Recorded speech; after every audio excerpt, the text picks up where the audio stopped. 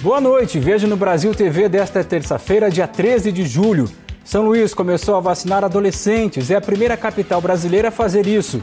Homem é preso em Juiz de Fora por tentar furar a fila da vacinação contra a Covid. Começou a funcionar hoje a barreira sanitária no aeroporto de Fortaleza. E ainda a esperança de ouro paralímpico vem de Petrolina, no sertão de Pernambuco. É agora no Brasil TV.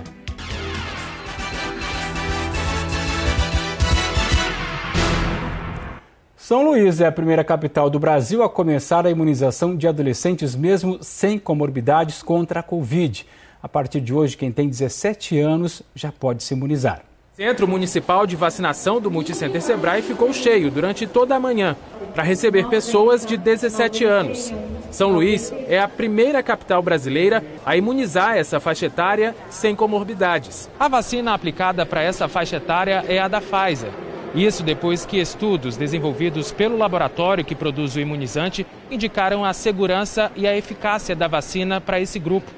A Agência Nacional de Vigilância Sanitária, Anvisa, autorizou no mês passado a vacinação de adolescentes com a Pfizer. A expectativa da Prefeitura de São Luís é vacinar cerca de 60 mil pessoas de 12 a 17 anos.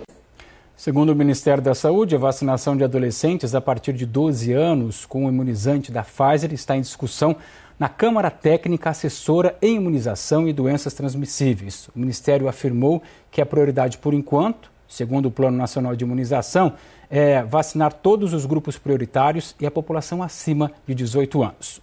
O governo do Rio autorizou a redução do intervalo entre a primeira e a segunda dose da vacina da AstraZeneca. A recomendação anterior era de 12 semanas de diferença e agora passa para 8 semanas. O André Coelho nos explica. Olá, Marcelo. Olá, amigos do Brasil TV. A decisão da Secretaria Estadual de Saúde aqui do Rio de Janeiro passa a valer a partir de hoje. O governador Cláudio Castro e o secretário de Saúde, Alexandre Chieppi, eles disseram que essa é uma decisão autorizativa, ou seja, os municípios podem seguir ou não. O secretário disse que os estudos mais recentes do fabricante da AstraZeneca não mostram uma variação estatística significativa na efetividade, reduzindo aí o tempo de vacinação de 12 para 8 semanas esse intervalo. A ideia do governo é aumentar o número de pessoas vacinadas e garantir proteção também contra variantes, como é o caso da Delta. O governo do Rio também disse que está preocupado com doses armazenadas nos municípios guardadas para a segunda aplicação e pessoas que não voltam no intervalo certo, ou seja, na visão do Estado, essas doses ficam paradas.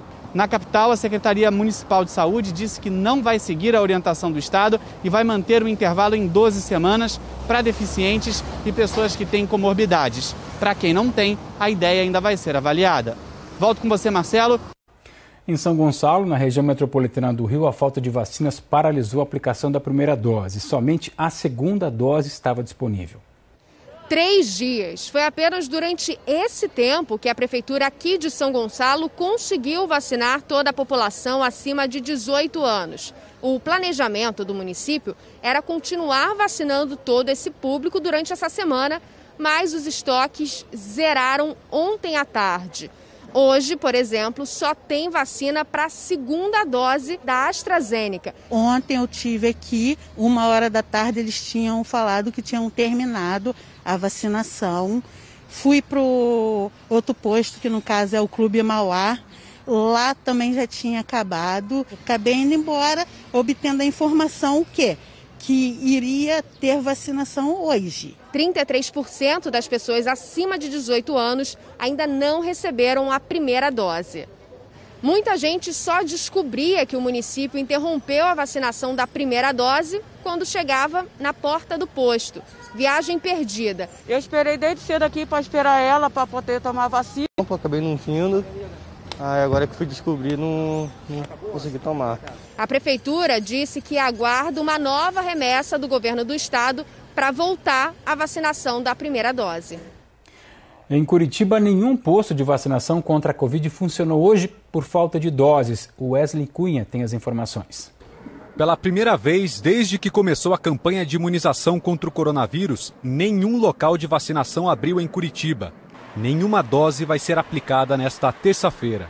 O Pavilhão da Cura tem capacidade para vacinar 8 mil pessoas por dia. O local sempre teve movimento e foi o único ponto que não tinha deixado de funcionar até agora.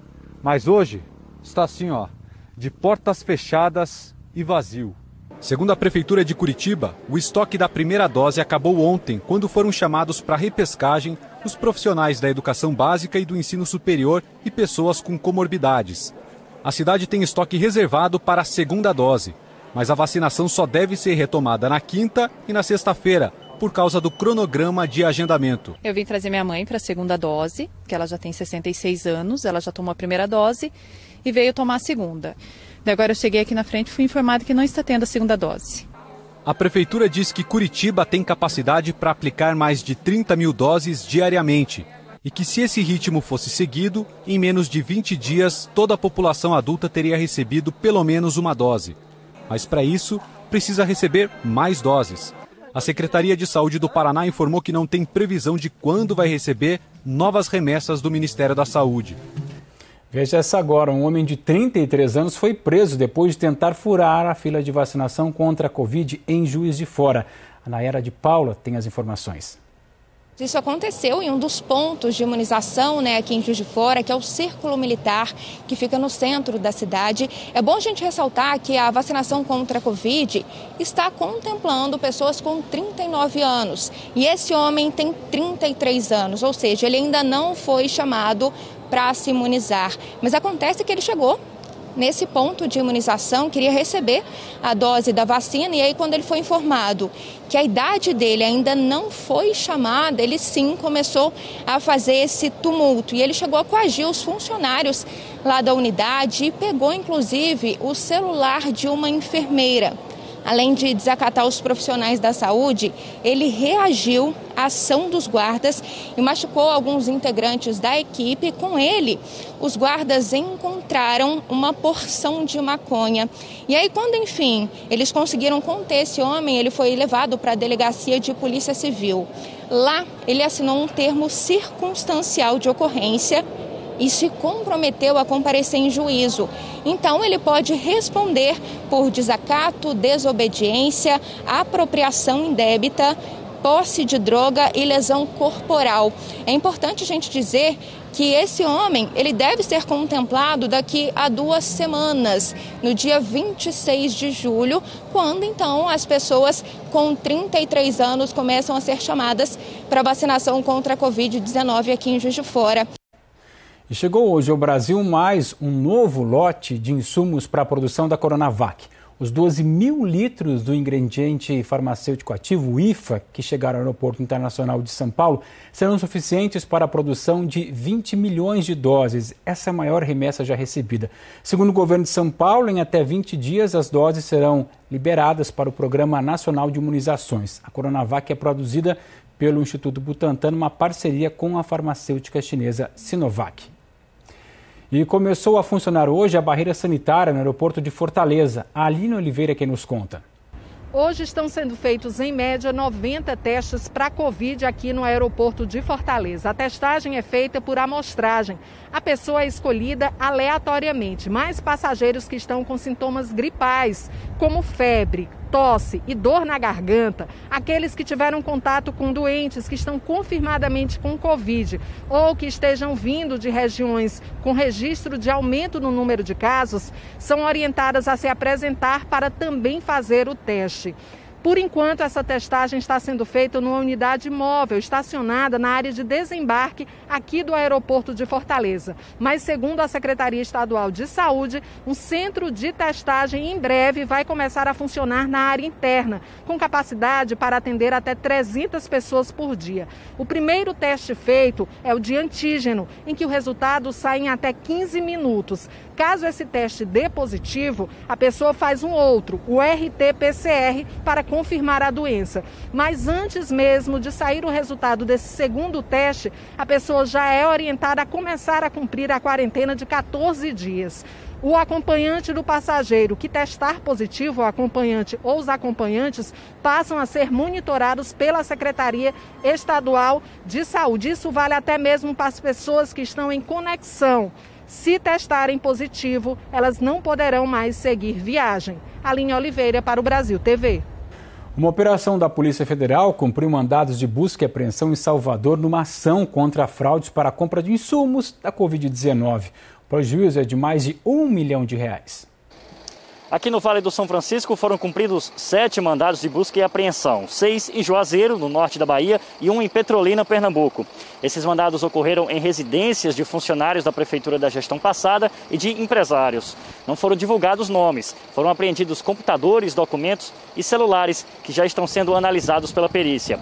A Operação Carga Viral investiga possíveis fraudes em procedimentos de dispensa de licitação para a compra de insumos de combate à Covid-19, como máscaras e testes rápidos. De acordo com a PF, as supostas fraudes teriam acontecido entre abril e junho do ano passado, provocando um rombo de mais de R$1 milhão aos cofres públicos. A gestão passada da Secretaria Municipal de Saúde se defendeu das acusações, afirmando que todas as compras e dispensas de licitação ocorreram dentro dos trâmites legais. Cris Lima, de Juazeiro, Bahia, para o Brasil TV. Uma discussão em um bar que fica em Vigário Geral, na zona norte do Rio, terminou em tragédia ontem à noite. Olha só, um homem matou 3 pessoas a tiros e feriu outras 3 que permanecem internadas. Começou com uma discussão num bar, virou briga e terminou em tragédia. Ele estava bebendo ali com os caras e começaram a zoar ele. Ele foi em casa, pegou a arma e voltou largando aço. Testemunhas contaram à polícia que o homem atirava para todo lado. 3 pessoas morreram na hora: Délcio Fernando Gonçalves Dias, Anderson Pinto Lourenço e André da Silva Ramos. Outras 3 pessoas também foram baleadas e chegaram em estado grave no Hospital Estadual Getúlio Vargas. Entre elas, um jovem de 25 anos, atingido no ombro e na barriga. Ele perdeu um rim. O rapaz é vizinho do homem que atirou. Parentes disseram que ele não estava no bar. Ouviu os tiros de casa e desceu as escadas para ver o que estava acontecendo. Outro morador viu tudo da janela de casa. Ele insultou, tá ligado? Quem entrava na frente dele estava atirando, o cara falou que eu tava vendo aqui, cara, meu pai vendo daqui de cima do prédio. Quem vinha falar com ele atirava lá. O crime foi pouco antes das 10 da noite. O bar fica nessa rua, em Vigário Geral, na zona norte do Rio. O atirador é um guarda municipal. Ele matou uma pessoa na frente dos policiais militares, quando o carro da PM parou na rua. Era um morador que o apontou aos agentes. O guarda ainda tentou fugir, trocou tiros com os policiais, mas foi baleado na perna e preso em flagrante. A arma dele, uma pistola, foi apreendida. Ele entrou para dentro da casa ali e ficou. Quando os policiais veio, ele largou o aço nos policiais. Foi muito tiro, muito. O homem foi identificado como Fábio Fragoso da Silva, de 46 anos. A Guarda Municipal abriu um processo disciplinar para apurar o crime e diz que vai colaborar com as investigações. A Delegacia de Homicídios fez perícia e ouviu testemunhas para tentar descobrir a motivação do crime. Essa manhã, parentes das vítimas foram ao IML para reconhecer os corpos. O marido da Maria Lúcia morreu tentando ajudar os vizinhos. E ele foi socorrer uma pessoa que estava ferido e logo depois aconteceu o que tinha acontecido. Perdi, meu companheiro, que eu achava que era para a vida toda, que é uma pessoa que eu vou amar o resto da minha vida.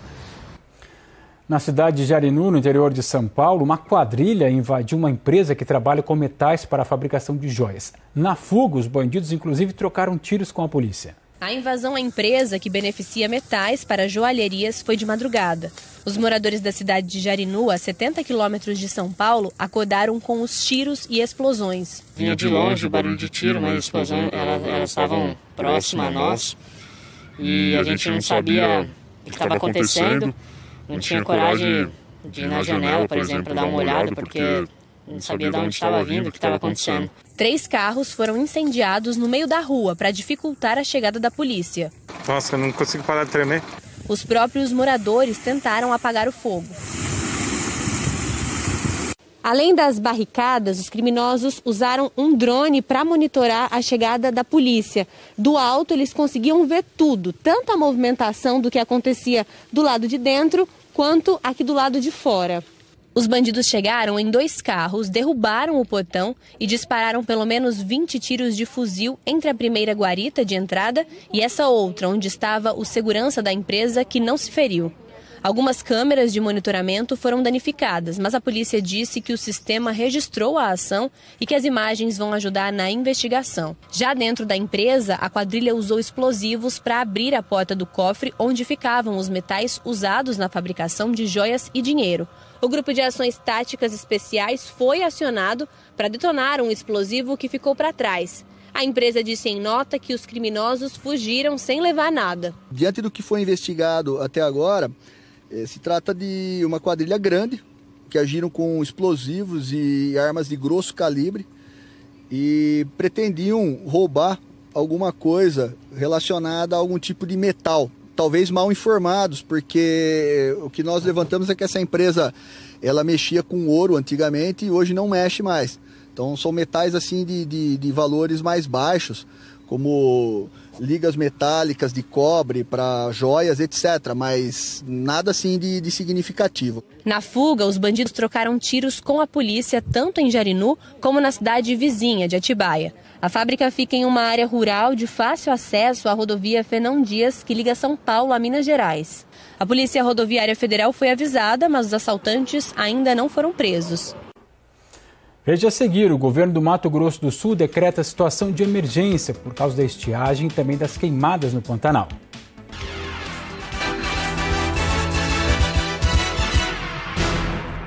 Brasil TV de volta e a gente agora traz informações sobre um grave acidente em Rondônia. 4 pessoas morreram, 16 ficaram feridas na batida entre um micro-ônibus e um caminhão carregado de combustível. Houve uma explosão e os 2 veículos pegaram fogo.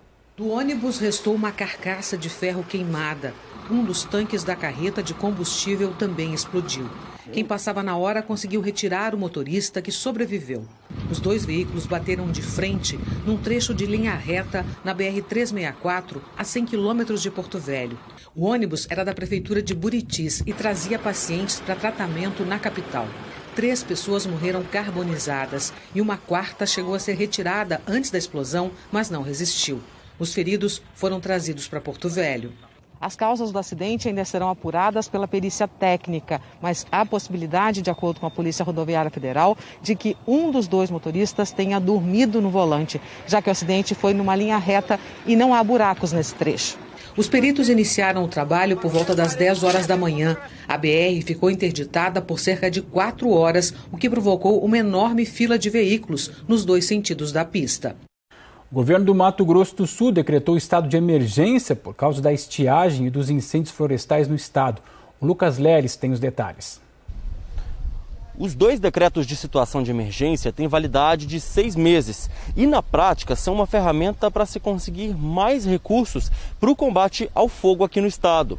A grande preocupação por aqui é o clima que favorece a propagação do fogo, como explica o coordenador estadual da Defesa Civil aqui de Mato Grosso do Sul. A Defesa Civil ela faz o monitoramento e nós temos acompanhado os indicadores climáticos e hidrológicos aqui do nosso estado. Nós temos visto que a umidade relativa do ar está muito baixa, em torno de 30% a 10%, temperaturas elevadas, principalmente no período da tarde, e falta de chuva na nossa região, com perspectiva de chuvas abaixo da média para esse ano. Então todos esses fatores, eles agravaram aí a produção agrícola aqui do estado, levando aí a decretação dessas situações de emergência. Aqui no Pantanal, bombeiros e brigadistas seguem no trabalho de combate ao fogo. A força-tarefa é grande para controlar as chamas. São cerca de 80 bombeiros e mais 30 brigadistas do Preve Fogo do Ibama, atuando em várias frentes. Os bombeiros monitoram os focos de calor em uma sala de situação e, sempre que necessário, reformulam as estratégias e encaminham novas equipes para os locais onde estão os focos. Esses locais são de difícil acesso, com muita areia e mesmo com carros adaptados, o acesso fica prejudicado. 2 aeronaves estão em operação desde ontem. Piscinas foram montadas na pista do aeroporto para abastecer 2 aviões. Cada uma das aeronaves tem capacidade de transportar até 2.000 litros de água. Elas decolam até a região da Inhecolândia, uma das áreas mais atingidas pelas chamas aqui no Pantanal de Mato Grosso do Sul. E para reforçar os trabalhos, o Ibama Preve Fogo conta a partir de hoje com uma embarcação com capacidade de abrigar 16 brigadistas e levá-los às áreas mais atingidas pelas chamas. E de acordo com o Instituto Nacional de Pesquisas Espaciais, e neste ano já foram 693 focos de incêndio no bioma, sendo 432 aqui em Corumbá. O município repete o ano passado na liderança do ranking com o maior número de focos no Brasil. De Corumbá, Lucas Leles para o Brasil TV. Começou hoje o período de inscrições para o ProUni, o programa Universidade para Todos. Estudantes do Brasil inteiro podem concorrer às mais de 100 mil bolsas que serão disponibilizadas para quem pretende ingressar no ensino superior. Mas preste atenção porque o prazo é curto. São mais de 10.800 cursos disponíveis em 952 universidades privadas em todo o país. Ao todo, vão ser disponibilizadas 135 mil bolsas para estudantes que têm o desejo aí de ingressar no ensino superior, tá? As inscrições duram poucos dias, viu? Começaram hoje e seguem até às 11h59 da noite do próximo dia 16 de julho. Então, são só 3 dias. É importante já separar toda a documentação e se informar sobre o curso que você pretende disputar uma bolsa aí com outros alunos do país inteiro. O ProUni é um programa de acesso ao ensino superior que oferece bolsas de estudo tanto integrais quanto parciais de até 50% em instituições particulares de ensino para quem ainda não tem ensino superior. Uma grande ajuda aí para continuar estudando, se qualificando e futuramente, quem sabe, garantir uma vaga no mercado de trabalho. Ayrton Salles Júnior para o Brasil TV. Vamos falar de esporte agora. Uma paratleta de Petrolina vai estar nos Jogos Paralímpicos de Tóquio, lá no Japão. Samira Brito é lá da Associação Petrolinense de Atletismo e foi convocada para a seleção brasileira.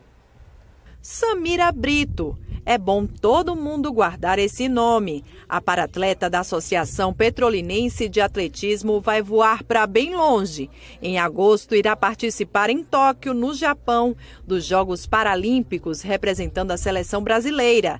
A família tá que não se aguenta de tanta alegria. A ficha realmente ainda está caindo. A gente está muito feliz por ela. É uma conquista que... Nossa, a gente não tem nem como expressar a emoção que a gente está sentindo. Eu estou muito feliz da vida, muito emocionada. Foi uma surpresa para mim muito grande dela ir para o Japão. Eu agradeço a Deus, primeiramente a Deus, os professores que ela tem, que ajudou na carreira dela, né? Porque até agora minha ficha não caiu ainda. Em junho, Samira disputou uma seletiva em São Paulo. Correu tão bem que conseguiu bater o índice de classificação. A paratleta disse que não teve dificuldades. Tô abandonado, tô ótimo. E quando o Comitê Paralímpico Brasileiro fez o anúncio oficial da convocação dela para os Jogos, foi muita emoção. Aos 31 anos, Samira é a segunda colocada no ranking mundial dos 100 e 200 metros na categoria T36, que são para pessoas com paralisia cerebral. A convocação para os Jogos Paralímpicos de Tóquio só veio coroar os excelentes trabalhos da paratleta. Esse sucesso é graças também a um importante incentivador, o Givanildo Marcos, que treina Samira há 5 anos. Foi com uma rotina de treinamentos pesados que a paratleta chegou ao excelente rendimento atual. Logo quando ela chegou aqui, eu estou com ela há aproximadamente 5 anos, a gente percebeu que a Samira tinha um potencial muito bom para provas de velocidade. E aí a gente começou a focar nas provas de 100 e 200 metros, que é a prova que ela vai competir lá no Japão, né? E aí a gente começou a perceber que ela era bem forte nessas provas e investimos, e graças a Deus investimos certo. Em apenas 5 anos na categoria T36, a petrolinense já tem no currículo um título de campeã brasileira, de campeã Norte e Nordeste, além de ter sido eleita a melhor atleta do Regional 2020. Agora ela quer conquistar mais um feito em Tóquio. Se for por causa da determinação, Samira com certeza vai voltar com medalha para casa. E a gente está aqui torcendo para a Samira, para todos os atletas paralímpicos e os atletas olímpicos do Brasil, de dedos cruzados. O Jornal Nacional começa às 8h30, horário de Brasília, e nos vemos mais uma vez amanhã. Boa noite e até lá.